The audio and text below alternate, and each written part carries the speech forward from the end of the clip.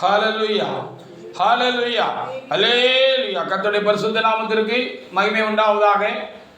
பிரதான கிருபையினாலே திரும்பவும் நாம் அவருடைய ஆலயமாகி அவருடைய பர்வதத்திலே அவருடைய வீட்டிலே கடந்து வந்து அவர் ஜெப வீட்டிலே நான் அவர்களை கொண்டு வந்து நான் மகிழச் செய்வேன் என்று சொன்னது போல ஆண்டவர் தாமே எவ்வளவு துக்கங்களும் பாடுகளும் பலவிதமான பாரங்களும் நமக்கு இந்த ஜீவியத்தில் நமக்கு உண்டாயிருந்தாலும் அந்த பாரங்கள் துக்கங்கள் கவலை எல்லாவற்றையும் தேவனாய கர்த்தர் மறந்து அவைகளெல்லாம் மாற்றி கர்த்தர் தாமே நமக்கு ஒரு புதிய சந்தோஷத்தையும் மகிழ்ச்சியும் தேவனாய கர்த்தர் தேவ சமூகத்துக்கு வருகிற போதெல்லாம் தருகிறபடினாலே நாம் எல்லாவற்றையும் புறம்பே தள்ளி போட்டு அவருக்கு மகிழ்ச்சியோடு கூட ஒரு ஆராதனை செய்வோம். ஆராதனை செய்து அதனால் உண்டான மகிழ்ச்சியை பெற்றுக்கொள்வோம். தேவனாய கர்த்தர் நமக்கு ஒவ்வொரு வாரமும் நமக்கு கிருபை செய்து வருகிறார். இந்த வாரம் நமக்கு அப்படி கிருபை செய்தமைக்காக என் ஆண்டவருக்கு நானும் உங்களோடு கூட சேர்ந்து ஸ்தோத்திரம் செலுத்துகிறேன். இந்த வேலையை கூட கர்த்தருடைய நல்ல ஜீவனுள்ள வார்த்தைகளை நாம் கேட்டு என்னோட ஆத்மாவை தேவனுக்குள்ளாக பலப்படுத்திக் கொள்கிற வேலையாக இருக்கிறது.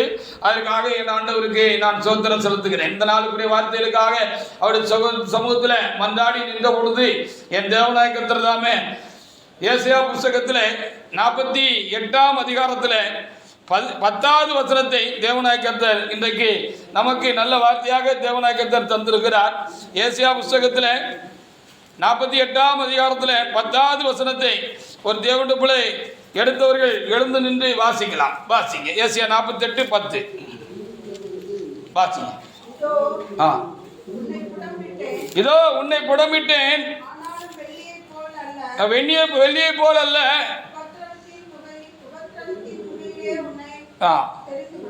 உபத்திரத்தின் குகையிலே உன்னை நான் தெரிந்து கொண்டேன் என்று சொல்லப்பட்டிருக்கிறது.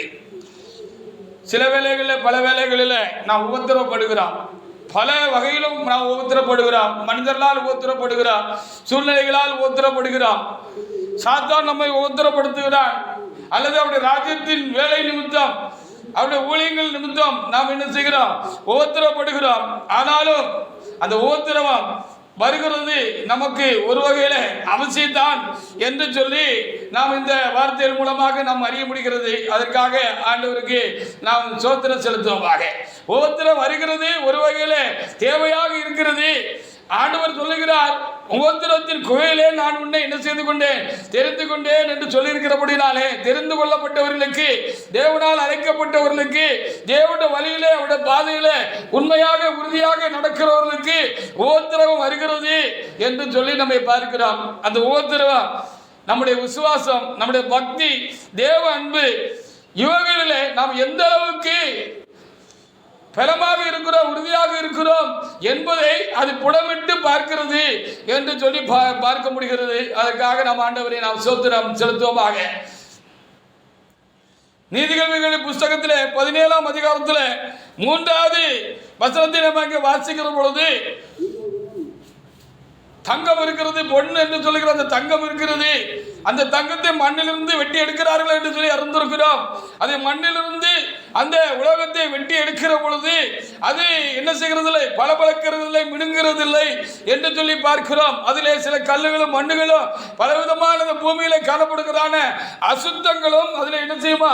சேர்ந்து கலந்திருக்கும். அது பொன்னாக இருந்தாலும் அது என்ன செய்வதில்லை? மின்னுகிறதில்லை. அது என்ன பளபளப்பை தருகிறதில்லை. பார்க்கிறவர்களுக்கு அது மேல ஒரு ஆசையை உண்டாக்குகிறதில்லை.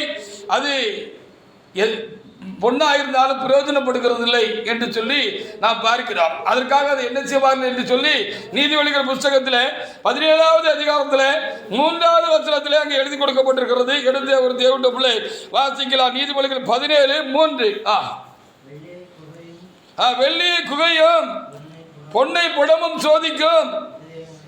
ஆமா, நமக்குள்ள என்ன இருக்குன்னு பல வேளைகளில் நமக்கு தெரியறதில்லை. நம்ம ரொம்ப விசுவாசம் உள்ளவங்களை போல சில வேளையில நம்மளை நினைச்சு கொள்ளுகிறோம். நம்ம ஆண்டவர் மேல வைக்கிற பக்தி, அன்பு ரொம்ப ஸ்ட்ராங்கானதுதான். அவர் மேல ஒரு ஆழமான அன்பு வச்சிருக்கிறோம் அப்படின்னு என்ன செய்கிறோம்? நம்ம சில வேளைகளில் நம்ம என்ன செய்கிறோம்? நமக்குள்ளே நம்ம நினைச்சுக்கிறோம், நம்ம நாமே மெச்சிக்கொள்றோம். அது எந்த அளவுக்கு ஸ்ட்ராங்கா இருக்கு, ஆழமா இருக்கு, சரியா இருக்கு, உண்மையா இருக்கு, உறுதியா இருக்கிறது என்பதை எப்ப நம்ம விளங்கிக்கலாம்ங்கிற பொழுதுதான் பார்க்கும் பொழுது அதற்கு மாறாக நம்முடைய வாழ்க்கையில உபத்திரவங்கள் வருகிற பொழுது, கஷ்டங்கள் வருகிற பொழுதுதான் நம்முடைய விசுவாசம் ஸ்ட்ராங்கா இருக்கா? நம்முடைய பக்தி ஸ்ட்ராங்கா இருக்கா? நம்ம தேவன் மேல அன்பு உறுதியா இருக்கா? ஸ்ட்ராங்கா இருக்கா? நிக்கா? இல்லைன்னா ஆடுதா? அது தடுமாறுதா? அப்படிங்கிறத நம்ம என்ன செய்ய முடியுமா? கொஞ்சம் நம்ம நாமே உரசி பார்த்து கொள்ள முடியும் அப்படின்னு சொல்லி இந்த வேத வாக்கியங்கள் எல்லாம் நமக்கு போதிக்கிறது. அதற்காக நாம் ஆண்டவருக்கு நாம் சோத்திர செலுத்துவாங்க. அப்போ நம்மளுக்குள்ள இருக்கிறது என்னதுன்னு நமக்குள்ள இருக்கிறத நம்ம தெளிவா விளங்கி கொள்றதுக்கும் அதில் இருக்கிற குறை நிறைகள் எல்லாம் மாற்றப்பட்டு நாம் பயபக்தியிலா இருக்கட்டும், தேவன் மேல் வைக்கிற விசுவாசத்திலா இருக்கட்டும், தெய்வீக காரியங்களா இருக்கட்டும், நம்ம நல்ல ஸ்ட்ராங் ஆகிறதுக்கு உறுதிப்படுவதற்கு இந்த உபத்திரவம் நமக்கு வருகிறது. நம்முடைய வாழ்க்கையில் வருகிற உபத்திரவம் நல்லதுக்கு தான் வருகிறது என்று சொல்லி ஆண்டவர் இன்றைக்கு நமக்கு ஆலோசனை தருகிறார். பொண்ணு எப்படி பாருங்க, ஒரு பொண்ணு அதை மண்ணில இருந்து எடுத்து அதை எப்படி என்ன செய்வாங்க, திரும்ப அதை நல்லா உருக்கி உருக்கி உருக்கி உருக்கி எடுத்து அதில் உள்ள கழிவு கசடெல்லாம் அதை நீக்கிட்டு அதை சுத்த பொண்ணாக அதை எடுத்துவாங்க, ஊதி எடுப்பாங்க. ஊதி எடுத்தாதான் அது என்ன செய்யும், பார்க்கிறதுக்கு பளபளப்பா அழகா அது இருக்கும், அதற்கு மதிப்பும் இருக்கு அப்படின்னு சொல்லி பார்க்க முடிகிறது. அப்போ உபத்திரப்பட்டாதான், உபத்திரத்துக்கு பின்னால்தான் நமக்கு என்ன செய்யும், ஒரு நல்ல ஒரு மதிப்பான ஒரு நிலை காரியம் தேவ சமூகத்தில் உண்டாகும் என்று சொல்லி இங்கே இந்த வார்த்தைகள் மூலமாக நம்ம என்ன செய்ய முடிகிறது, பார்க்க முடிகிறது. யோபு உபத்திரப்பட்டார் என்று சொல்லி பார்க்கிறோம். யோபு போல நான் உபத்திரப்படுறேன், யோபு போல கஷ்டப்படுறேன்னு சொல்லி நம்ம குடும்பம் மட்டும் சொல்லக்கூடாது என்று சொல்லி பரிசுத்தவான்கள் எங்களுக்கெல்லாம் போதிக்கிற பொழுது கேட்ட நினைவு எங்களுக்கு உண்டு. ஏனென்று சொன்னால் அந்த மனுஷனுக்கு உண்டானது போல மரண அடி, அப்படி ஒரு பெரிய உபத்திரவம் எனக்கும் வரல, உங்களுக்கும் வரல. அதான் உண்மை என்று சொல்லி பார்க்கிற ஒரே நல்ல எல்லா சொத்துக்களையும் இழந்து போட மாத்திரமல்ல, 10 பிள்ளைகளையும் கத்து என்ன செய்தாரு, அவர் இழந்து போனாரு. அதோடு கூட என்ன செஞ்சு அவர் உடல் பூரா பருக்கள் உண்டாகி ஓட்டு எடுத்து சொரிஞ்சுக்கிட்டு அவர் உட்கார்ந்துருந்தாரு. அந்த அளவுக்கு அவருடைய ஜீவனே அவருக்கு ஆரோக்கியமாக வெறுப்பாயிட்டு, நான் படுத்துக்கொள்றேன்ப்பா, நான் மண்ணில் படுத்துக்கொள்றேன், என்னை நீர் என்ன செய்யும், எடுத்துக்கொள்ளும். காலையில் நான் பார்க்கும் பொழுது இந்த சரத்தில் இருக்கக்கூடாதுன்னு ரொம்ப நோகிற அளவுக்கு அவருக்கு ரொம்ப உபத்திரவம் உண்டாயிருந்தது என்று சொல்லி பார்க்கிறோம். ஆனாலும் அவர் நம்முடைய உத்தமத்தில் உறுதியாக இருக்க கர்த்தர் அவருக்கு பலன் தந்தார். அதுதான் காரியமாக இருக்கிறது. அவர் உத்தமமாகத்தான் இருந்தார், ஒரு சன்மார்க்கவாதியாகத்தான் இருந்தார், தேவனுக்கு பயப்படுகிற மனிதனாக தான் இருந்தார். ஆனா உபத்திரம் வந்து ஒரு மனுஷனை புரட்டி போடுகிற பொழுது அவன் புரண்டு போய்விடாதபடிக்கு, ஆண்டவர் எடுக்கிற காரியத்தில் விசுவாசத்தில் பக்தியில் அன்புல அவன் குறைஞ்சு போயிடாதபடிக்கு அவன் காக்கப்படுகிறது என்பது உண்மையிலே இன்னொரு பக்கத்தில் பார்க்கிற பொழுது அந்த தேவ பலமும் கிருபையும் தான் அவனை தாங்குகிறது. உத்தமர்களை, சன்மார்க்கமாக தேவனுக்கு பயந்து நடக்கிற மனிதர்களை, பொல்லாப்புக்கு விலகி தேவனுக்கு பயந்து நடக்கிற மனிதர்களை காப்பாற்றுகிறது. அப்படியே இந்த யோபை காப்பாத்துச்சுன்னு நான் நினைக்கிறேன், உணர்றேன். அதற்காக என் ஆண்டவருக்கு நான் ரொம்ப சோத்திரம் செலுத்துகிறேன். நமக்கும் அவருடைய பலனும் கிருபையும் தான் பல உபத்திரங்களின் வேளையில நம்முடைய விசுவாசம் ஆடி அசைந்து விடாதபடிக்கு, நம்ம அன்பு குறைஞ்சு போகாதபடிக்கு காக்குன்னு நான் உணர்றேன். அதுக்காக என் தேவனை நான் சோத்திருக்கிறேன். யோபு 23:10 அப்படி அவர் அதிகமாக உபத்திரப்பட்ட பொழுது எப்படியாவது இந்த உபத்திரத்தை கடந்து போயிடணும், ஆண்டவர் மேல ஒரு அன்பு குறைஞ்சிடக்கூடாது, அவர் மேல விசுவாசம் அணைஞ்சு போயிடக்கூடாது அப்படிங்கிறதுல அவர் ரொம்ப பிரயத்னம் பண்ணாரு. கர்த்தருடைய கிருபையும் பலனும் கூட அதிகமாக அவரை தாங்கி இருக்கிறது. அதற்காக நான் ஆண்டவருக்கு நன்றி செலுத்துகிறேன். யோபு 23:10 ஒரு தேவனுடைய எடுத்து வாசிக்கலாம். ஆனாலும் அவர் போக வழி, நான் போக வழி அவர் அறிவார். ஆமா, நான் இவ்வளவு நெருக்கத்தின் மத்தியிலும், இவ்வளவு பாடுகள் மத்தியிலும், ஒவ்வொருத்தர் மத்தியிலும் நான் வலது முறை சாத்திடக்கூடாதுங்கிறதுக்காக நான் தம் கட்டிக்கிட்டு மூச்சை பிடிச்சிக்கிட்டு என்ன செய்யறேன், நான் அவருடைய வழியில நான் தொடர்ந்து நடக்க எனக்கு இருக்கிற பலத்தோடு கூட பிரயாசப்படுகிறேன். அது அவருக்கு தெரியும். அப்படினால இந்த உபத்திரவம் என்னை விட்டு கண்டிப்பா ஒரு நாள் மாறும். இந்த உபத்திரவம், இந்த பாடு, இந்த வருத்தம் என்னை விட்டு கண்டிப்பா ஒரு நாள் மாறும். அப்படி மாறுகிற பொழுது நான் என்ன செய்வேன், பொன்னாக விளங்குவேன், சுத்த பொண்ணாக விளங்குவேன் அப்படின்னு அவர் சொன்னாருன்னு அங்கே எழுதப்பட்டிருக்கிறது. அவர் பொண்ணு தான், தேவன் அவரு பொண்ணுன்னு தான் சொன்னாரு. அவர் தங்கம்னு தான் சொன்னாரு. அந்த தங்கத்தை இன்னும் மிளிர வைக்கணுங்கிறதுக்காக இந்த சோதனையை, இவ்வளவு கடுமையான ஒரு சோதனையை சாத்தான் கொண்டு வந்த போதிலும், கர்த்தரை அனுபவித்தாலும் அவர் அந்த உபத்திரத்தை எல்லாம் தாண்டி இந்த பொழுது ஆண்டவர் முன்ன காட்டிலும் இப்போ அதிகமான ஆசீர்வாதத்தை அவருக்கு கொடுத்தது மாத்திரமல்ல, அவருக்கும் ஆண்டவருக்கும் இருக்கிற ஐக்கியமும், அந்த அன்பும், அந்த நெருக்கமும், ஆண்டவர் மேல வச்சிருக்கிற அந்த பக்தி வைராக்கியமும், அந்த விசுவாசமும் ரொம்ப வசந்திருந்துச்சு. அதான் இதுல உள்ள ஒரு முக்கியமான காரியம். அல்லேலூயா. இந்த உலகத்திற்கு அடுத்த காரியங்களை ரெட்டத்தனையா திரும்பி கொடுத்தாரு யோபுக்கு அப்படின்னு சொல்லப்பட்டிருக்கிறது. அதெல்லாம் காட்டுல வசதி என்னன்னா, அதை காட்டுல மேன்மை என்னன்னு சொல்லி நம்ம தெளிவாக இங்க பார்க்கிற பொழுது என்னன்னு பார்த்தா, ஆண்டவருக்கு அவருக்கும் இருந்த சிநேகம் இன்னும் அதிகமா இருந்துச்சு. எல்லாத்தை காட்டிலும் இறைவனுடைய அன்பு மாசற்றது என்பதையும் அது மாறாது என்பதையும் அந்த யோபு தெரிஞ்சுக்கிட்டாரு. அதான் சொல்லப்பட்டிருக்க, உபத்திரத்தின் குகையிலே நான் உன்னை தெரிந்து கொண்டேன். உபத்திரப்படுகிற பொழுதுதான் அந்த உபத்திரத்து மத்தியிலையும் நம்ம நிற்கிறது, தேவ பலத்தில் கிருபையிலையும் நிற்கிறோங்கிறது நமக்கு விளங்குறது மாத்திரமல்ல, அந்த அன்பு எவ்வளவு பெரிது என்பதையும் நம்ம முடிவில் இன்னும் ஜாஸ்தியா புரிஞ்சுக்கிட போறோம் அப்படிங்கிறது தான் நமக்கு தெரியுது. ஏன்னா யோபு 1:8 நம்ம வாசித்து பார்க்கிற பொழுது, அவர் ஏற்கனவே பொண்ணு தான், தங்கம் தான் அப்படின்னு அங்க எழுதியிருக்கு. அங்க எங்க கொஞ்சம் ஒட்டி கொண்டிருந்த அழுக்குகள், அசர்கள் போகிறதுக்கு இந்த உபத்திரமும் தேவையா இருந்துச்சு அவருக்கு அப்படின்னு நாமளும் நினைக்க வேண்டியது இருக்கிறது. நமக்கு உபத்திரம் வருகிற பொழுது ரொம்ப கஷ்டமாகத்தான் இருக்கிறது, வருத்தமாக தான் இருக்கிறது. வாசிக்கலாம். யோபு 1:8 ஒரு தேவனுடைய பிள்ளை எடுத்து வாசிக்கலாம். வாசிக்க 1:8 வாசிங்க, 8 வாசிங்க. ஊத்து தேசத்திலே யோபு என்னும் பேர் கொண்ட ஒரு மனுஷன் இருந்தான். அந்த மனுஷன் உத்தமனும், தேவனுடைய பார்வையில, மனுஷனுடைய பார்வையில அல்ல, சன்மார்க்கனும், தேவனுக்கு பயந்து பொல்லாப்புக்கு விலகிற மனுஷனுமா இருந்தான்னு சொல்லி அங்கே எழுதப்பட்டிருக்கிறது. 8வது வசனத்தை இப்போ வாசிங்க. கர்த்தர் சாத்தானை நோக்கி, என் தாத்தனாக யோபு மேல் கவனம் வைத்தாயோ, உத்தமனும் சன்மார்க்கனும் தேவனுக்கு பயந்து பொல்லாக்கி விலகருமானே அவனை போல பூமியில ஒருத்தனும் இல்லப்பா. அல்லேலூயா.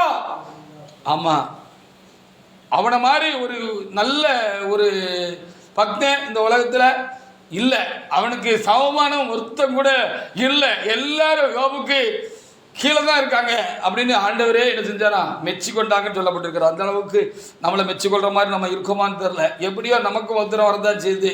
நம்ம ஓத்திரப்படுகிறோம், பல வேலைகளில் ஓத்திரப்படுகிறோம், நோயினால ஓத்திரப்படுகிறோம், சூழ்நிலையினால ஓத்திரப்படுகிறோம், மனிதர்களால் நமக்கு சில நேரத்தில் ஓத்திரம் வந்துடுது.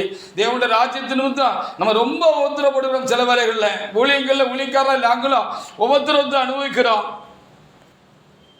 எதுக்கு அப்படின்னு சொல்லுகிற பொழுது, உபத்திரத்தின் குகையிலே உங்களை தெரிந்து கொண்டேன் என்று ஆண்டவர் சொல்லி வைத்திருக்கிறார். நம்ம இன்னும் புடமிடுறாரு. இந்த உபத்திரவம் நம்மளை இன்னும் பக்குவப்படுத்துகிறது, நம்மளை இன்னும் கர்த்தருக்காக புடமிடுது அப்படின்னு சொல்லி சொல்லப்பட்டிருக்கிறது. அதனால இந்த உபத்திரம் நல்லதுதான் அப்படின்னு என்ன வேண்டி இருக்கிறது. இன்னும் அங்கங்க ஒட்டி கொண்டு இருக்கிற தேவையில்லாத காரியங்கள் எல்லாம் நம்மளை விட்டு நீக்கப்படணும். அப்பந்தான் பொண்ணு ஜொலிக்கும், தங்கம் ஜொலிக்கும், நம்ம ஜொலிக்கணும். அதுக்கு தான் கர்த்தர் உபத்திரத்தை நமக்கு வைத்திருக்கிறார். உபத்திர காலங்களில் தான் நமக்கு சில காரியங்கள் விளங்குது. ஏசாயா 1:25 கூட ஒரு தேவனுடைய பிள்ளை எடுத்து வாசி பார்க்கலாம். ஏசாயா புத்தகத்தில் 1ஆம் அதிகாரத்தில் 25வது வசனத்தை ஒரு தேவனுடைய பிள்ளை எடுத்து வாசித்து பார்க்கலாம். வாசிங்க. ஏசாயா 1:25. நான் என் கையை உன்னிடமாக திருப்பி உன் களிம்பி நீங்க உன்னை என்ன செய்வேன், சுத்திகரிப்பேன் என்று சொல்லப்பட்டிருக்கிறது. பாருங்க, அந்த செம்பு பாத்திரங்கள் இல்லைன்னா பித்தாளை பாத்திரங்களை நம்ம சில காலத்தில் அப்படி யூஸ் பண்ணாமல் உபயோகிக்காமல் நம்ம போட்டுட்டோம் அப்படின்னு சொன்னால் அது மாதிரி கருத்து ஒரு மாதிரி பச்சை கலரில் ஆங்காங்கே திட்டு திட்டா இருக்கும் பார்த்துருப்போம். அதான் களிம்புன்னு சொல்கிறது. அவனுடைய களிம்பு நீங்க உன்னை நான் சுத்திகரித்து உன்னை நான் புடமிடுவேன் என்று இங்கே ஆண்டவர் சொல்லியிருக்கிறேன். அப்படி போல நம்மளும் சில நேரத்தில் நம்முடைய காரியங்களில் இப்படி களிம்பு மாதிரி காரியங்கள் என்ன செய்கிறது இருக்குது. அது நம்ம கருத்து போயிருக்கிறோம். நம்ம தங்கம்தான், ஆனாலும் அதற்குரிய மகிமை நம்ம இடத்துல வெளிப்படலை. அப்போ இந்த தங்கத்தை சுத்த தங்கமாக மாற்றி அதை நம்ம என்ன செய்யணும், மிளிர வைக்கணும், அதை ஜொலிக்க வைக்கணும் அப்படின்னு சொல்லி ஆண்டவர் நினச்சிட்டார் அப்படின்னு சொன்னால் கொஞ்சம் வலிக்கத்தான் செய்யும். ஒவ்வொரு காலங்கிறது ரொம்ப வருத்தமாக தான் இருக்கும்.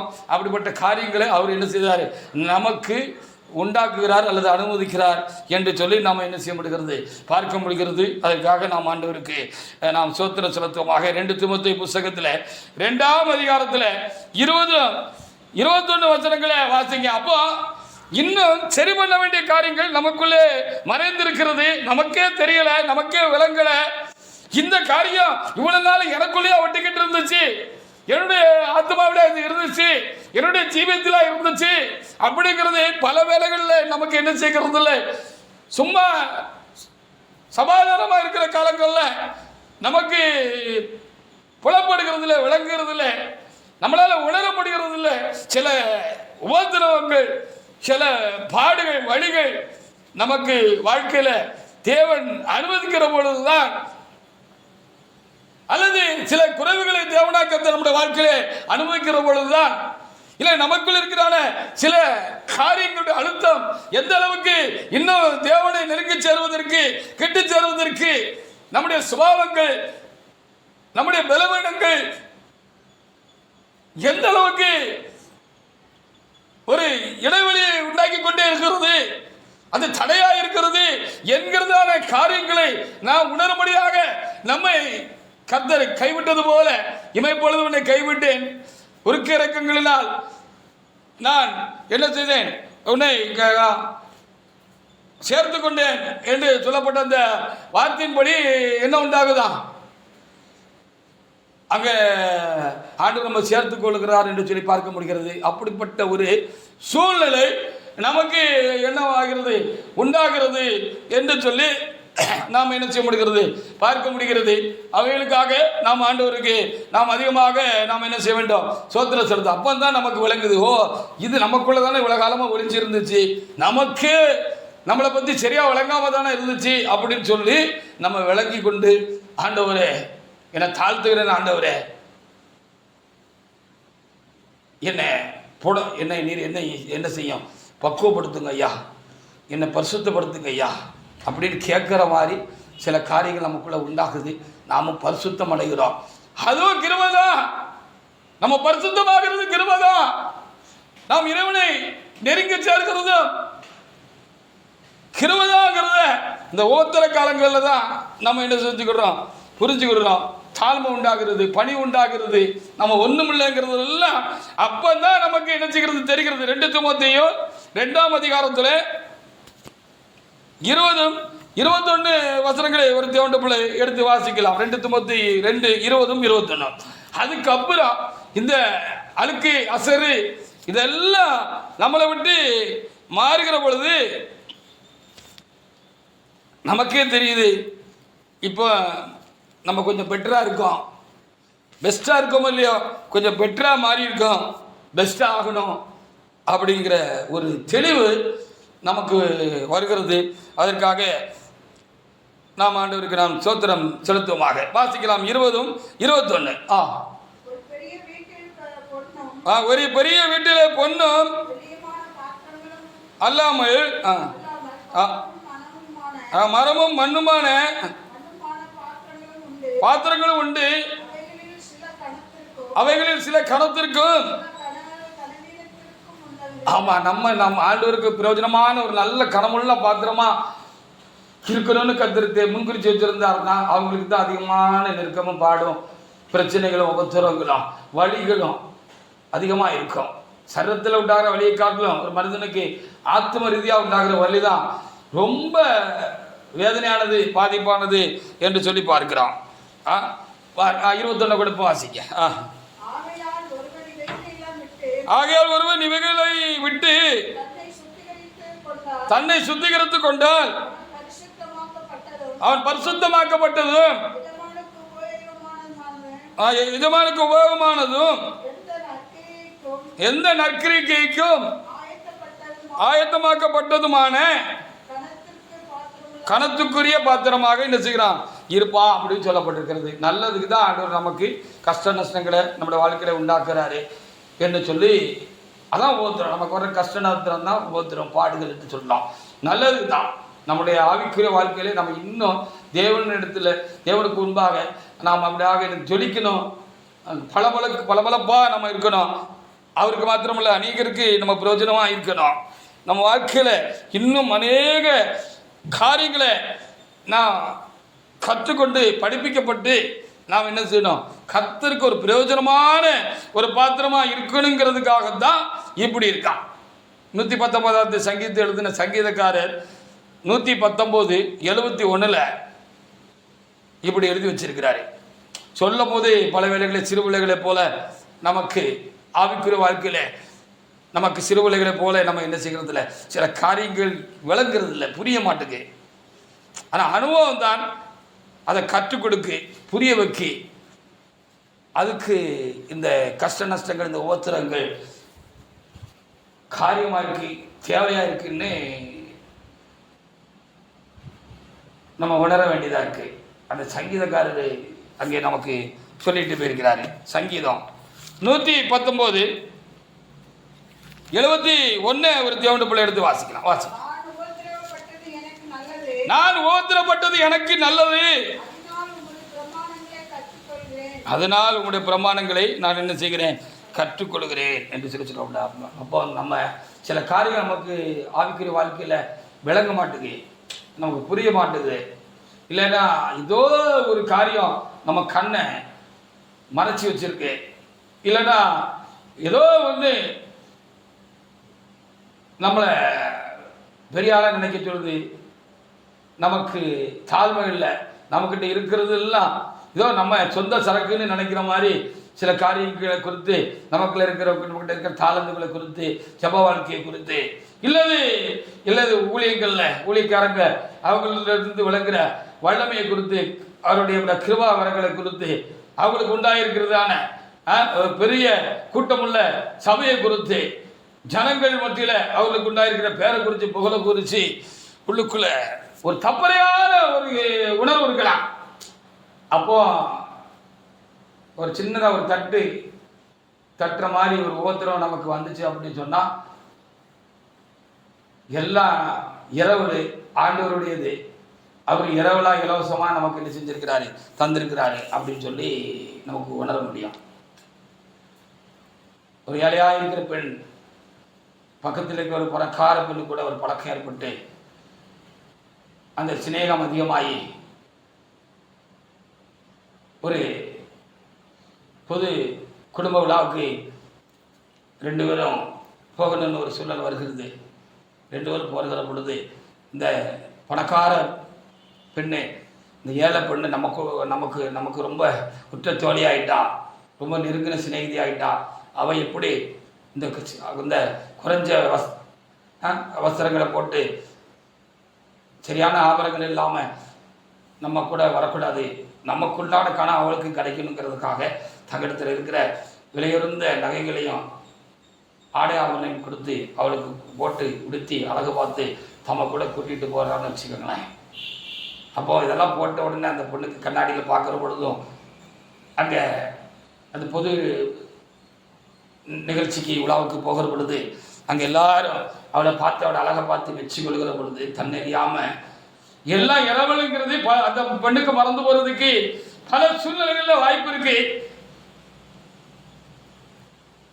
அப்போ அந்த மேன்மைக்கு அழகுக்கும் சொந்தம் கொண்டாட ஆரம்பிச்சிருவாங்க. அதுக்கு நமக்கு தந்தது இந்த இரவலுங்கிறத மறந்து சொந்தம் கொண்டாட ஆரம்பிச்சிருவாங்க. அப்படிதான் நம்ம பல வேளைகளில் ஆவிக்குரிய சூழ்நிலையில் நம்ம இருந்திருக்கலாம், இருக்கக்கூடாது என்பதுதான் காரியமா இருக்கு. அதுக்கு இது ரொம்ப அவசியமா இருக்கு. அப்போ இப்படி புத்தியமான சில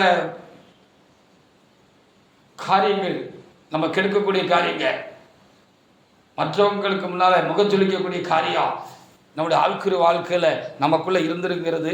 அப்படிப்பட்ட உபத்திரமான காலங்களில் நமக்கு தெரிய வருகிறது நல்லது தான் அப்படின்னு சொல்லப்பட்டிருக்கு. அதனால தான் உபத்திரத்திற்கு கொகையில் நான் ஒன்று என்ன செய்து கொண்டேன், தெரிந்து கொண்டேன் என்று ஆண்டவர் தம்முடைய தெரிந்து கொள்ளப்பட்ட பிள்ளைகளுக்கு உண்டான உபத்திரங்கள் நல்லதுக்கு தான் அப்படின்னு சொல்றாரு. அதே அதிகாரத்தில் 119 67 கூட நீங்க வாசிச்சு பாருங்க. ஏன்னா சில வேளைகளில் ஆண்டவருக்கே நம்ம டோக்கர் கொடுப்போம், டிபிக்கு கொடுத்துருவோம் சில காரியங்கள்ல. அப்போ டோக்கர் கொடுக்குற டிபிக்கு கொடுக்குற காரியங்கள்லாம் இப்படி சில கஷ்ட நஷ்டம் வந்தாதான், ஒரு உபத்திரம் ஒரு சிக்கல் பிரச்சனை ஒன்று நமக்கு வந்தாதான் அப்போதான் நம்மளும் என்ன செய்வோம், சரியான ஒரு வழிக்கு வருவோம், சரியா ஒரு வழிக்கு வருவோம். அதுக்காகவும் உபத்திரம் தேவையா இருக்கிறது. சில வேளைகள் இப்படியும் நாம் உபத்திரப்படுகிறோம், நம்முடைய வாழ்க்கையில உபத்திரம் அனுமதிக்கப்படுகிறது என்று நான் எண்ணுகிறேன். அதற்காக நான் ஆண்டவருக்கு நான் சோத்திர செலுத்தி வாசிக்கலாம். சங்கீதம் 119 67 வாசிங்க. நான் உபத்திரப்படுவதற்கு முன்னாலே வழி தப்பி நடந்தேன். ஆமா, இப்ப வசனத்தின்படி நடக்க. இதுக்கு முன்னால கொஞ்சம் உண்மையா இல்லாம நான் டிவிக்கு கொடுத்துட்டு இருந்தேன், ஆண்டவருக்கே டோக்கரை கொடுத்துக்கிட்டு இருந்தேன். இப்போ சரி, சில காரியங்களை நான் நேர்படுத்தி இப்போ ஆண்டவருடைய வழியில நான் ஒழுங்கா நடக்கிறதுக்கு இந்த உபத்திரம் தேவையா இருந்துச்சு. இந்த உபத்திரம் வந்த பிறகு தான் நான் என்னை சரி பண்ணிக்கிட்ட முடிஞ்சது, சரி பண்ணிக்கிட்டேன் அப்படின்னு சொல்லி இங்கே அவர் எழுதி வைத்திருக்கிறார். அவைகளுக்காக நாம் என்ன செய்யணும், அதிகமாக நம்ம என்ன செய்யணுமா, ஆண்டவருக்கு நாம் சோத்திர செலுத்துக்கிறோம். புலம்பல் புஸ்தகத்தில், எரேமியாவின் புலம்பல் புஸ்தகத்தில் 3ஆம் அதிகாரத்தில் 31 33 வரைக்கும் வசனங்களை வாசிக்கிற பொழுது, இப்படி நான் உபத்திரப்படணுமா, இப்படி நான் கஷ்டப்படணுமா, இப்படி ஒரு காரியம் எனக்கு வரணுமா, எனக்கு முடியலையே அப்படின்னு சொல்லி நம்ம என்ன செய்யறோம், சில நேரங்களில் ரொம்ப கலங்கி போறோம், குழம்பி போறோம். அவர் யாரையும் என்ன செய்ய மாட்டாரா, எவ்வளவுதான் உத்தரவு வந்தாலும் ஆனால் அவர் கைவிட மாட்டார் என்பதுதான் ஒரு பெரிய நமக்கு இருக்கிற ஒரு ப்ளஸ் பாயிண்டா இருக்கு. ஆண்டவரால் தெரிந்து கொள்ளப்பட்ட தேவனுடைய பிள்ளைகள் வாழ்க்கையில உபத்திரம் வருகிறது நல்லது, நல்லதுக்கு தான் அந்த உபத்திரம் வருது. நம்ம இன்னும் ஒரு உயர்ந்த நிலையை நம்முடைய ஆவிக்குரிய வாழ்க்கையில, உலக வாழ்க்கையிலும் இன்னும் ஒரு உயர்ந்த நிலையை நானும் நீங்களும் அடையணுங்கிறதுக்காகத்தான் நம்ம கிட்ட இன்னும் ஒட்டிக்கிட்டு இருக்கிற நம்முடைய ஜீவியத்தில், நம்முடைய ஆத்மாவில், நம்முடைய வாழ்க்கையில ஒட்டிக்கிட்டு இருக்கிற இன்னும் தேவையில்லாத காரியங்கள் எல்லாம் நம்மளை விட்டு சுத்தமாக முடியாத, விலகி போக முடியாத, அது தேவனால நமக்கு அனுமதிக்கப்படுகிறது என்பது உண்மையா இருக்கிறது. ஆனா உபத்திரம்னா எல்லாருக்கும் அது ரொம்ப உபத்திரமான ஒண்ணுதான், ரொம்ப கஷ்டம்தான். பாடுன்னா ரொம்ப கஷ்டம்தான். ஆனா நமக்கு இருக்கிற பெரிய ஒரு பாக்கியம் என்னன்னு சொன்னா, நீன்னா யோபு இவ்வளோ உபத்திரப்பட்டாலும் ஆண்டவர் கடைசியில் அவரை கைவிடலை. உபத்திரத்தின் மத்தியில் அவர் கூட இருந்து அவருக்கு பலன் தந்து, அவருக்கு கிருபை தந்து அவர் தாங்கிக்கிட்டாரு. அந்த உபத்திரத்தை கூட மனப்பூர்வமா ஆண்டவர் செய்யறதில்லை அப்படின்னு சொல்லி புலம்பல் புஸ்தகத்தில் 3ஆம் அதிகாரத்தில் 31 இருந்து நம்ம வாசிக்கிற பொழுது நம்ம அங்கே பார்க்க முடிகிறது. புலம்பல் புஸ்தகம் 3:31 முதல் 33 வரைக்குள்ள வசனங்களை ஒரு தேவனுடைய பிள்ளை எடுத்து வாசிக்கலாம். எவ்வளவு பிரச்சனை வந்தாலும், எவ்வளவு தூரம் நாம் தாக்கப்பட்டாலும், பாதிக்கப்பட்டாலும் நம்மளை ஆண்டவர் கைவிட மாட்டாரு. அது ஒரு பெரிய காரியம், அது ஒரு பாக்கியம். வாசிங்க. ஒரு நாளும் கைவிட மாட்டாரு. ஆமா, அவர் சஞ்சலப்படுத்தினாலும் ரொம்ப ரொம்ப சஞ்சலமா இருக்கு, பாரமா இருக்கு, பாதிப்பா இருக்கு, வருத்தமா இருக்கு, வேதனையா இருக்கு, கஷ்டமா இருக்கு, முடியல, உண்மைதான். ஆமா, அவர் இறக்கமுள்ள ஒரு கிருபையின்படி இறங்குவாரு. உபத்திரமே முடிவில்லை, உபத்திரம் மாறும். யோபை போல, பரிசுத்தவான்களை போல நாம என்ன செய்வோம், ஒரு இன்னும் ஒரு மேல்நிலைய ஒரு ஆசீர்வாதத்தை நம்ம என்ன செய்வோம், சுதந்திரித்துக் கொள்வோம் அப்படின்னு சொல்லி அங்கே ரொம்ப தெளிவாக என்ன செய்யப்பட்டிருக்கிறது, அங்கே எழுதப்பட்டிருக்கிறது. 33 கூட வாசிக்கலாம். வாசிக்கலாம். 23 அவர் மனப்பூர்வமாய் சிறுமையாக்கி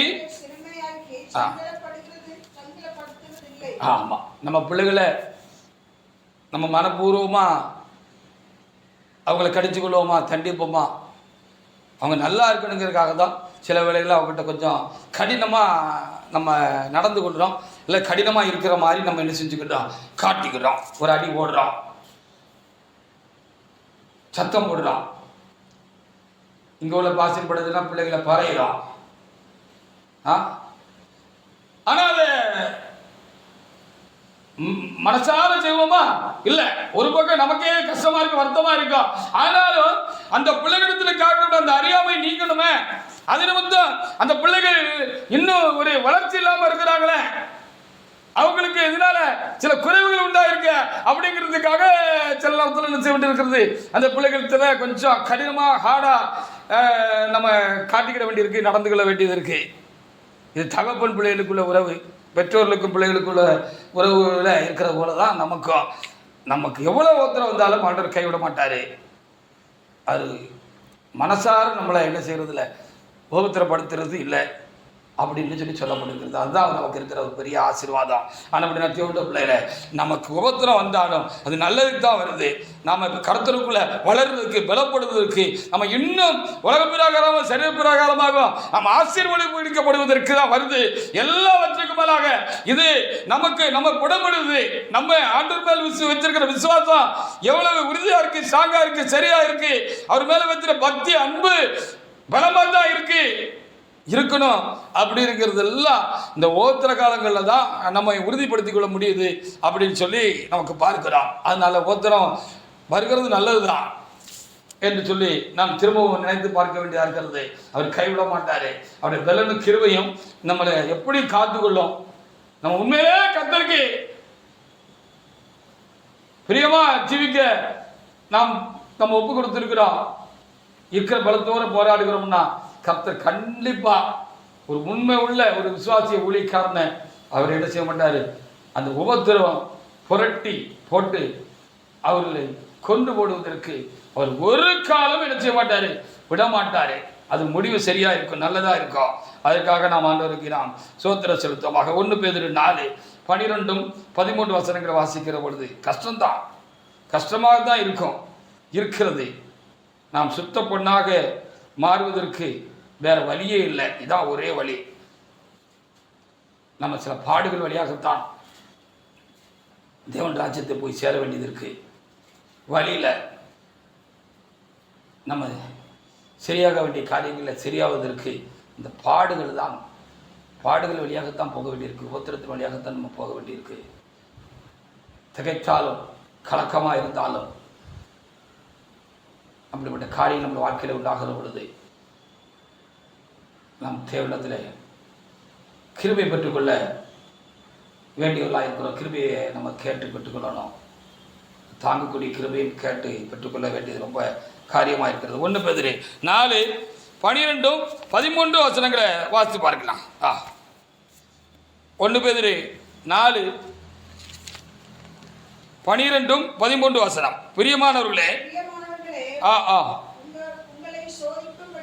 சோதிக்கும்படி உங்கள் நடுவில் பற்றி எரிகிற அக்கினியை குறித்து ஏதோ புதுமை என்று திகையாமல் கிறிஸ்துவின் மகிமை வெளிப்படுகிற பொழுது நீங்கள் கலிகூர்ந்து மகிழும்படி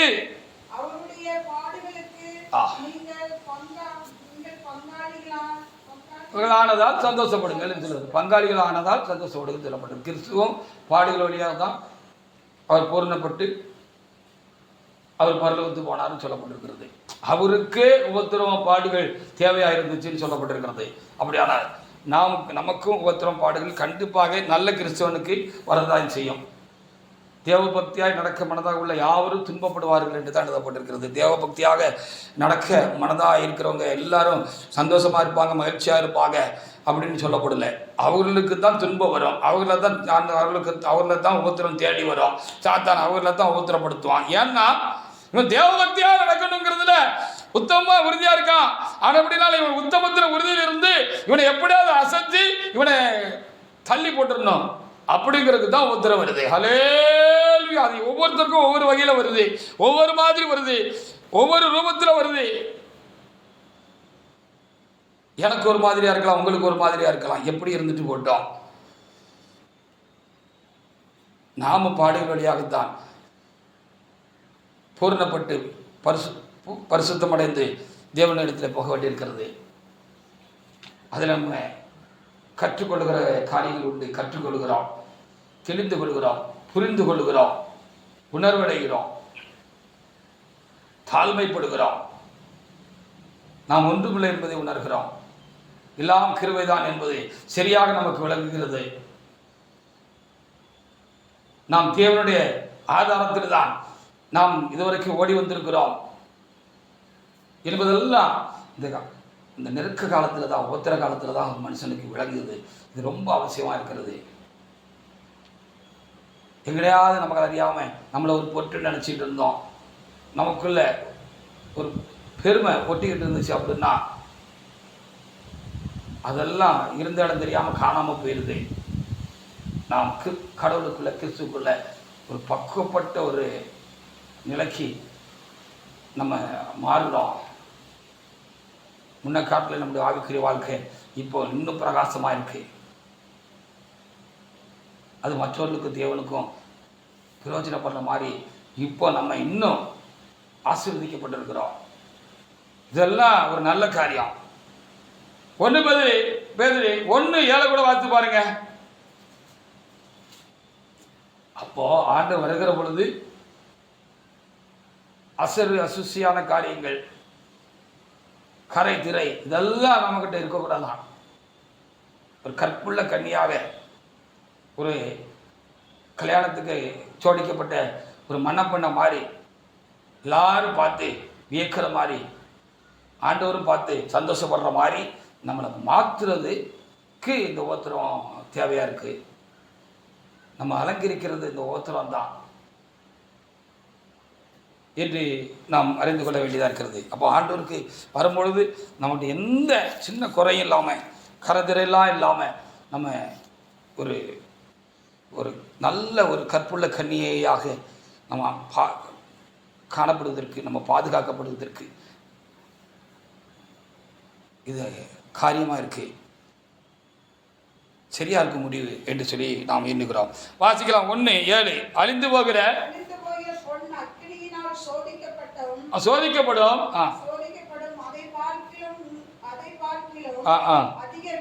விலையேறப்பட்டதா இருக்கிற உங்கள் விசுவாசம்,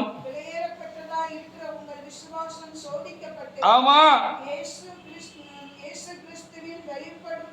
இயேசு கிறிஸ்து வெளிப்படும் பொழுது, ஆமா, அந்த ஒரு ஆள் வராரு பாரு, ஒரு ஊழியக்காரரு, அந்த ஒரு விசுவாசி வராரு பாரு. அப்போ அவரை எப்படியாவது ஆண்டவர் வழியை விட்டு தூரப்படுத்திடணும், வேறுபடுத்திடணும் சொல்லி பல காரியங்களை சாத்தான் கொண்டு வந்தான் பாரு. எல்லா சூழ்நிலையிலும் அவர் தன்னை கிறிஸ்துக்குள்ள காத்துக்கிட்டாரு. ஆண்டவரை உடம்புப்படியா பிடிச்சுக்கிட்டாரு. ஆண்டவரே எனக்கு முடியலப்பா அப்படின்னு சொல்லி முடியல. அந்த அளவுக்கு குத்துன்னு சாத்தா குத்துனா சூழ்நிலைகள் எல்லாம் அவரை போட்டு தாக்குன்னு தாக்கிட்டு, ஆனாலும் அவரு ஆண்டவரே என்னால முடியலப்பா அப்படின்னு சொல்லி ஆண்டவர்கிட்ட பாதத்தை தான் போய் விழுந்தாரு இல்லையே. இது நமக்கு சரிப்பட்டு வராதுன்னு சொல்லி ஆண்டவர் சம்பத்தை விட்டுட்டு அவர் என்ன செய்யல, தன்னை தூரப்படுத்திக்கல, வேறுபடுத்திக்கல, ஆண்டவர் வேண்டான்னு ஓடி போகல. அவ்வளவு சூழ்நிலைகளுக்கு மத்தியிலும் அவர் ஆண்டவருடைய வாதத்தை உறுதியாக பற்றிக்கிட்டாரு, ஆண்டவரை பற்றிக்கிட்டாரு. என்னை விட்டுறாதீங்கப்பா, என்னை விட்டுறாதீங்கப்பா, எனக்கு பலத்துக்கு மிஞ்சினது போல இருக்குப்பா, ஆனாலும் என்னை விட்டுறாதீங்கப்பான்னு தேவனத்துல என்ன செஞ்சாரு, கெஞ்சினாரு, கதறினாரு. தேவனும் விடுவாரா? உத்தமத்தில் அவரை நிலைநிறுத்தி இன்றைக்கு அவர் எந்த மாசு மருவும் இல்லாம தன்னோட ஓட்டத்தை முடிச்சுட்டு அந்த வாராரு. அவர் இப்போ கத்திர பார்வையில் அவர் விசேஷித்த ஆளு, விஐபி. அதனாலதான் தூதருக்கு முன்னால ஆண்டவரும் பல்லவ வாசல்ல வந்து நிற்கிறாரு, அவரை சேர்த்தனைத்து பல்லவத்துக்குள்ள கூட்டிட்டு போறதற்காக அப்படின்னு சொல்லி அங்கே இருக்கிற பரலோக தூதர்களும் நமக்கு முன்பாக போன பரிசுத்தவான்களும் மெச்சிக்கொள்வார்கள் என்று சொல்லி இங்கே எழுதப்பட்டிருக்கிறது. அல்லேலூயா. இதற்காகத்தானே நம்ம இந்த கடினமான பாதையை நம்ம தெரிஞ்சுக்கிட்டோம், இந்த ரட்சிப்பின் வழியை நம்ம தெரிஞ்சுக்கிட்டோம். வாசல் இருக்கும், வழியும் இருக்கும் அப்படின்னு நமக்கு எழுதப்பட்டு கொடுக்கப்பட்டிருக்கிறது. தெரிஞ்சு கொண்டு தானே இந்த வழிக்குள்ள பாதைக்குள்ள வந்தோம். எவ்வளோ மூச்சு விட்டாலும் மூச்சே போனாலும் நம்ம விடாம இறைவனை நம்ம என்ன செய்யணுமா, பற்றிக்கொள்ளணும் அப்படின்னு சொல்லி ஆண்டவர் இந்த வார்த்தைகள் மூலமாக நமக்கு போதிக்கிற ஒரு முக்கியமான காரியமாக இருக்கு. அதற்காக நாம் ஆண்டவரே நாம் சோத்திரம் செலுத்துவோமாக. ஆண்டவருக்கு அதிகமாக நாம் என்ன செய்யணும், சோத்திரம் செலுத்த வேண்டியது அவசியமாக இருக்கிறது. 1 தெசலோனிக்கேயர் புஸ்தகத்தில் 3ஆம் அதிகாரத்தில் 2வது வசனத்தை ஒரு தேவனுக்குள்ள எடுத்து வாசி பாருங்க.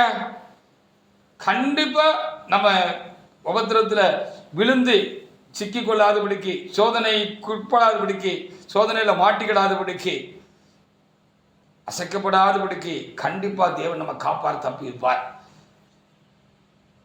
அந்த அனுபவம் எனக்கு வேணும், உங்களுக்கு வேணும். அப்பந்தான் அடுத்தால உபத்திரத்தில், சோதனையில், பாடுகளுக்குள்ள நெருக்கப்படுற ஒரு சரியான ஒரு கஷ்டத்துக்குள்ள ஒரு கிறிஸ்தவ ஊழியத்திலே அல்லது விசுவாச வாழ்க்கையில் ஒருத்தர் மாட்டிக்கிட்டாருன்னு சொன்னால் தைரியமாக இருங்க பிரதர், தைரியமாக இருங்க அப்படின்னு சொல்லி அவங்களுக்கு நம்ம தைரியம் சொல்ல முடியும். அவங்களுக்காக நம்மளும் என்ன செய்ய முடியும், என்னை காத்து, என்னை தப்பி வைத்து, என்னை பலப்படுத்தி, என்னை மேன்மைப்படுத்தி, என்னை உயர்த்தி, என்னை ஆசீர்வதித்தது போல இந்த சிக்கலில் இருக்கிற அந்த ஊழியக்காரனையும் இந்த தேவனுடைய பிள்ளையும் எப்படியாவது கத்தர் காத்துக்கொள்ளுங்கன்னு சொல்லி நாம் அவர்களுக்காக மறைவில் நான் தேவனத்தில் மன்றாட முடியும், வேண்டிக் கொள்ள முடியும். எனக்கு வலிச்சாதான் அந்த வலி எப்படி இருக்குன்னு சொல்லி மற்றவர்களுக்கு வலி உண்டாகிற பொழுது அந்த வலியினுடைய தாக்கத்தை நான் உணர்ந்து அவர்களுக்கு கை கொடுக்க முடியும், உதவியாக இருக்க முடியும் அப்படின்னு நான் எண்ணிக்கொள்கிறேன். அதற்காக ஆண்டவருக்கு நாம் சோத்திரம் செலுத்துமாக. 1 தெசலோனிக்கேயர் புஸ்தகத்தில் 3ஆம் அதிகாரத்தில் 2வது வசனத்தை ஒரு தேவனுடைய பிள்ளை வாசிக்கலாம். வாசிங்க. நாம் உபத்திரங்களினாலே, ஆமா, இந்த உபத்திரத்தில் நம்ம அசைக்கப்பட்டு விட கூடாது அல்லவா, உங்களை பலப்படுத்தவும் உங்களுக்கு உண்டான உபத்திரவம் உங்க விசுவாசத்தில் உங்களை நிற்க கூடாதபடிக்கு உங்களுக்கு வந்திருக்கிறது என்று சொல்லி உங்களுக்கு புத்தி சொல்லவும். ஆமா, தேவ ஊழியக்காரனும் சுவிசேஷத்தில் உடன் வேலையாளுமாகிய தீமோத்தேயுவை அனுப்பணும் அப்படின்னு சொல்லி சொல்லப்பட்டிருக்கிறது. அது அப்படின்னால உபத்திரப்படுகிறது நல்லதுன்னு பார்த்தோம், உபத்திரம் நம்மளை இன்னும் பரிசுத்தமாக்குதுன்னு பார்த்தோம், நம்மளை இன்னும் மிளற செய்து, ஜொலிக்க செய்து, பளபளக்க செய்து அப்படின்னு சொல்லி பார்த்தோம். நம்ம கிட்ட இருக்கிற ஒட்டிக்கிட்டு இருக்கிற தேவையற்ற காரியங்கள் எல்லாம் விட்டு நம்மளை பிரித்து நம்மளை சுத்தமாக்குதுன்னு பார்த்தோம். அந்த உபத்திர காலத்தில் ஆண்டவர் கைவிட மாட்டார், நம்மளை காத்து தப்ப பண்ணுவார். ஆனாலும் அதை மனப்பூர்வமாக இந்த அப்படிப்பட்ட காரியங்கள் நம்ம வாழ்க்கையில் அனுமதிக்கலைன்னு சொல்லி பார்த்தோம். உபத்திரப்பட்டது நல்லதுன்னு பார்த்தோம். அதனால் அவருடைய பிரமாணங்களை கற்றுக்கொண்டோன்னு பார்த்தோம். நம்ம சரியா இன்னும் கர்த்தருடைய ஒழுங்கா ஓடுறதுக்கு தொடர்றதுக்கு அது காரியமாக இருக்குன்னு சொல்லி நம்ம பார்த்தோம். அவருடைய பரிசுத்தவான்கள் உண்மை உள்ளவர்களும் இந்த உபத்திரத்து வழியாக கடந்து போனவங்க தான். அந்த உபத்திரத்து காலத்தில் உண்டாகிற பாதிப்புகள், மன வியாகுலங்கள், அந்த அழுத்தங்கள் எவ்வளவு கொடுமையானதுன்னு அனுபவத்தில் அவங்க அனுபவிச்சு அதில் இருந்து கடந்து வந்திருக்கிற அப்படின்னால அப்படிப்பட்டவங்களுக்கு கை கொடுக்க முடியும் அப்படின்னு சொல்லி இந்த வேத பகுதி நமக்கு போதிக்கிறது. அதற்காக நான் அதிகமாக என்ன செய்கிறேன், ஆண்டவருக்கு நான் சோத்திரம் செலுத்துகிறேன். இப்பொழுது துக்கமாக இருக்கிறது, பின்னால் இது நமக்கு ஒரு பெரிய சந்தோஷத்தை தரும் அப்படின்னு எபிரேயர் புத்தகத்தில் 12:11 எழுதி கொடுக்கப்பட்டிருக்கிற இந்த வார்த்தைகளுக்காக நம்ம ஆண்டவரே நாம் சோத்திரிப்போமாக. இப்போ துக்கமாக இருந்தாலும், நம்ம உத்தரப்படுகிற பொழுது பாதிக்கப்படுகிற பொழுது, கஷ்டப்படுகிற பொழுது நமக்கு ரொம்ப துக்கமாக தான் இருக்குது, கஷ்டமாக தான் இருக்குது. ஆனால் அது நமக்கு சந்தோஷமாக பின்னாளுக்கு அது மாறிடும். நல்லது ஆண்டவரே, பின்னால் நம்ம நினச்சி பார்க்கும்போது இந்த வழியில், இந்த உபத்திரத்து வழியில் என்னை கொண்டு வந்தது ரொம்ப நல்லது தான் ஆண்டவரே அப்படின்னு சொல்லி நம்ம ஆண்டவருக்கு தேங்க்ஸ் சொல்லுவோம் அப்படின்னு சந்தோஷப்படுவோன்னு எழுதப்பட்டிருக்கிறார். எபிரேயர் 12:11 ஒரு தேவனுடைய எடுத்து வாசிக்கலாம். எபிரேயர் 12:11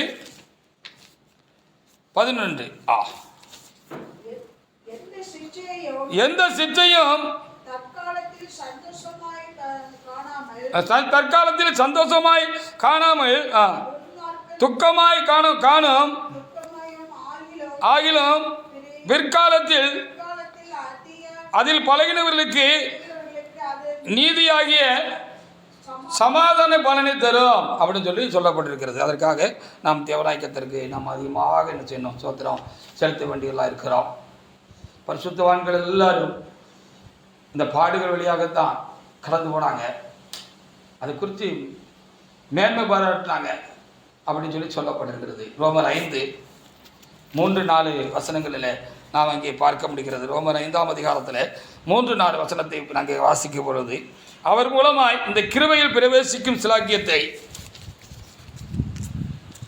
3 அது மாத்திரமல்ல, ஓத்திரம் பொறுமை பரீட்சை நம்பிக்கையை உண்டாக்குறது என்று நாங்கள் அறிந்து இந்த உபத்திரங்களிலேயும் நாங்கள் என்ன செய்கிறோம், கிறிஸ்துவை குறித்து மேன்மை பாராட்டுகிறோம் என்று சொல்லி அங்கே எழுதப்பட்டிருக்கிறது. உபத்திரம் வந்ததுனால இப்போ பொறுமையாக இருக்க கற்றுக்கொண்டிருக்கிறேன். பொறுமையாக இருக்க எனக்கு நான் இப்போ முடியுது. அந்த கஷ்டத்தை பொறுத்து கஷ்டங்களை பொறுத்து கொள்ளக்கூடிய ஒரு பலன், சக்தி, ஒரு பொறுமை எனக்கு வந்திருக்கு. நான் பொறுமையாக இருக்கிறதுனால இதில் என்ன காரியங்கிறத நான் சோதித்து பரீட்சித்து பார்த்து சில காரியங்களை நான் உணர்ந்து கொள்ள எனக்கு முடிஞ்சது. இப்போ கடைசியில் ஒரு பெரிய அசைக்க முடியாத இப்போ நம்பிக்கை வந்திருக்கு. கர்த்தர் கூட இருக்கிறாரு, இந்த உபத்திரத்து மத்தியிலும் கூட இருக்கிறாரு, உபத்திரத்திலும் கைவிடலை. கண்டிப்பாக இந்த உபத்திரம் நம்மளை விட்டு கடந்து போயிடும் அப்படிங்கிற ஒரு பெரிய நம்பிக்கை எனக்கு உண்டாயிருக்கு. வெளியே இருக்கிற இந்த மனுஷன் அழிஞ்சிக்கிட்டே வரான், உள்ளே இருக்கிற அந்த மனுஷன் என்ன செய்கிறான், நாளுக்கு நாள் இயேசுவினுடைய அந்த சாயலை நான் பெற்றுக்கிட்டே வாரான்.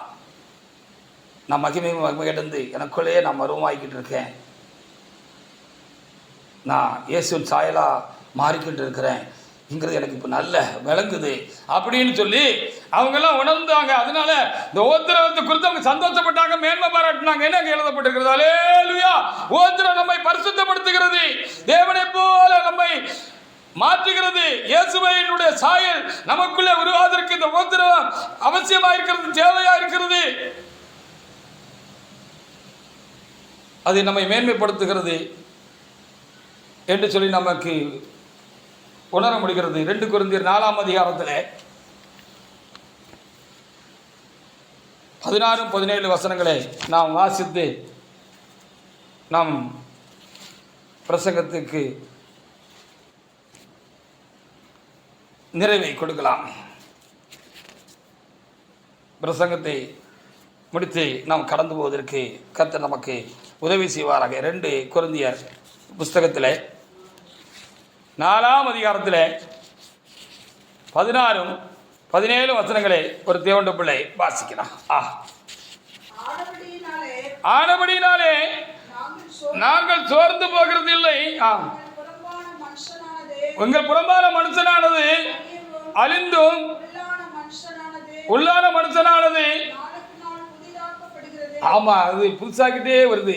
இயேசு என்னல புதிதாகிட்டே வர்றாரு. என்னுடைய மாம்சம் அழிந்து தேவனுடைய சாயல் உள்ளே உண்டாகுது, அது வெளியும் உண்டாகுது. காணப்படாத அந்த பரலோகத்தை முன் வச்சு ஓடுற எனக்கு இந்த சரீரத்தில் எனக்கு உண்டாயிருக்கிற என் வாழ்க்கையில் எனக்கு உண்டாயிருக்கிற இந்த உபத்திரம் பெரிய மகிமையை எனக்கு பரலோகத்தில் வச்சிருக்கிறது அப்படின்னு ஆவியானவர் கொடுக்கிறாரு. ஆனால் உபத்திரவம் வந்தாலும் உபத்திரத்தில் தேவனுடைய கிருபை பலத்தையும் நம்ம கேட்டு பெற்றுக்கொண்டு உபத்திரத்திலும் நின்று சாதித்து விட, உபத்திரத்தை சேர்த்து விட கர்த்தர் தாமே எனக்கு உங்களுக்கு பலனடி செய்வாராக. 17 கூட வாசிக்கலாம். மேலும் காணப்படுகிறவர்களே அல்ல, காணப்படாதவர்களை நோக்கி இருக்கிற, ஆமா, அதிசீக்கிரத்தில் நீங்கும் லேசான நம்முடைய உபத்திரவம் மிகவும் அதிகமான நித்திய கனமகிமையை உண்டாக்குகிறது என்று சொல்லி எழுதப்பட்டிருக்கிறது. அப்போ பரலோகத்தில் அதிகமாக உபத்திரப்பட்டவங்க, அதிகமாக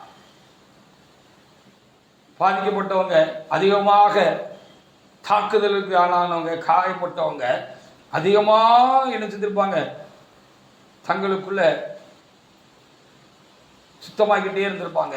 பரிசுத்தம் அவங்களுக்குள்ள இன்னும் அதிகமாக பெருகியிருக்கும். அந்த உபத்திரவம் அவங்கள என்ன செஞ்சுருக்கோம், புடமிட்டு பரிசுத்தப்படுத்தி நல்ல ஒரு உயர்ந்த ஆவிக்குரிய உன்னதநிலையை அவங்களுக்குள்ள உண்டாக்கி அவங்களை நிறைவாக்கி பூர்ணப்படுத்தி மோட்சத்தில் கொண்டு சேர்த்துருக்கோம். அப்போது இதுக்கெல்லாம் இந்த இத்தனை பாடுகளுக்கும் இத்தனை உபத்திரங்களுக்கும் உண்டான மேலான காரியம் பலன் என்ன செஞ்சிருக்குமா, அவங்களுக்கு பரலோகத்தில் பெருசாக இருக்கும், பெரிய மகிமை கனமும் அங்கே உண்டாயிருக்கும் அப்படின்னு சொல்லி இந்த வார்த்தைகள் எல்லாம் நமக்கு போதிக்கிறது. நான் உபத்திரத்தின் குகையிலே உன்னை தெரிந்து கொண்டேன் என்று கர்த்தர் தந்த இந்த நல்ல வார்த்தைகளுக்காக நாம் கர்த்தருக்கு நாம் சோத்திரம் செலுத்துவோமாக. கர்த்தர் நமக்கு என்ன உபத்திரம் வந்தாலும் நம்ம இந்த உபத்திரத்தில் நாம் அப்படியாக அசைந்து வீழ்ந்து போகாதபடிக்கு உபத்திரத்தின் பாதையிலே நம்மை நிலைநிறுத்தி அந்த உபத்திரத்திலிருந்து நம்மை விடுவித்து மகிமை மேன்மையான ஆசீர்வாதங்களை நமக்கு கொடுப்பதற்கு அவர் கிருபை இரக்கமும் உள்ளவராயிருக்கிறார். நம்மில் அதிக அன்புள்ளவராயிருக்கிறார். ஆனபடியில் அந்த உபத்திரத்தில் நாம் அசைக்கப்பட்டு போகாதபடிக்கு நாம் ஒருவருக்காக ஒருவர் வேண்டிக் கொள்வோம். நாம் நித்திய மகிமை கனத்தையும் நாம் பெற்றுக்கொள்வோம்.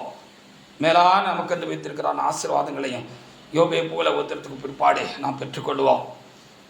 இந்த உபத்திர காலங்களுக்கு பிற்பாடு நாம் அதிகமாக இயேசுவையும் அவருடைய காரியங்களை இன்னும் அதிகமாக அறிந்து அவரை நெருங்கி சேரும்படியான பாக்கியம் நமக்கு உண்டாயிருக்கும். அது பெரிய ஒரு சந்தோஷத்தை மகிழ்ச்சியை நமக்கு தரப்போகிறது. அதற்காக நாம் தேவனை சோத்தரிப்போமாக. கர்த்தர் இந்த வார்த்தைகளை ஆசீர்வதிப்பாராக. நாம் தேவனாய் கர்த்தரை நாம் சோத்தரிப்போமாக.